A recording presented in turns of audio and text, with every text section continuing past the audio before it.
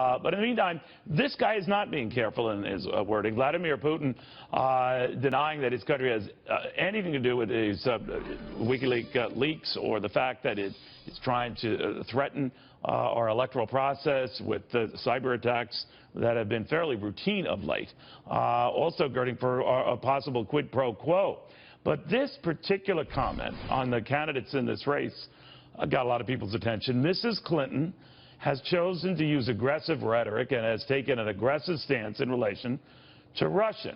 And Mr. Trump, on the contrary, calls for cooperation, at least when it comes to the fight against terrorism. Of course, we welcome anyone who wants to work with us. All right.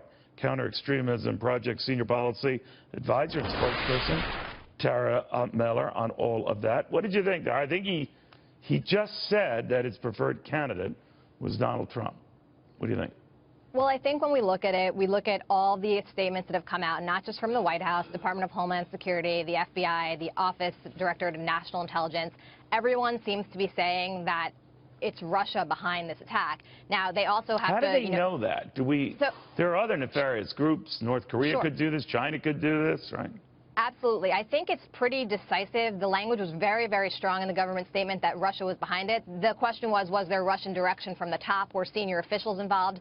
Lots of times in these cases, Russian officials try to have light fingerprint. They basically don't want attribution of the attack to them, so they use outside groups to basically, put on outside groups to basically carry out the attack. And then basically what they do is they, they have an outside group carry it out so that basically what will happen, sorry, I'm losing my earpiece here. No, that's all right. It could be Russian. We don't know. That model might be Russian. They can attribute it to another group and say they were involved. And they're doing the same thing potentially with giving it to WikiLeaks as well. All right. So, Tara, I hope you can still hear me. I apologize for the audio issues. But, Tara, one thing I noticed in this, the Hillary Clinton folks could make a campaign ad out of this by saying, well, it's very clear Vladimir Putin prefers Donald Trump. And anyone he likes, you should hate America. Right. It does seem clear. Russia has a history of basically trying to manipulate elections. They've done this in Europe. They've done this in Eurasia. And basically, this is something that they want to create uncertainty in the election. They want to basically show that they can, influence public opinion. They might want to give some influence to what happens after the election so that based on the outcome of the election, the Russians can sort of have maybe officials be worried that they might have more information on officials and they might have more information that they can release. So part of this is a trickle effect both up to the election, but also to make whoever is elected worried about what could come out after the election. But, I mean, if we're threatening hacking them back, which I think we are, without using those, putting it in so many words, where is this going?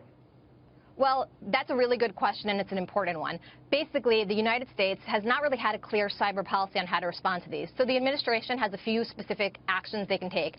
They can do sanctions, they can do indictments, they can respond with a proportional cyber response, which would mean carrying out an attack that would do a data breach on Russian officials to try to get information from Russians as well. And this is something that the administration has talked about. There's been reports that that might be in the works. It's been reported that, they might not announce when they're going to do this. We might not know exactly what's going on or what they're going to target, but they have a variety of options that they can carry out.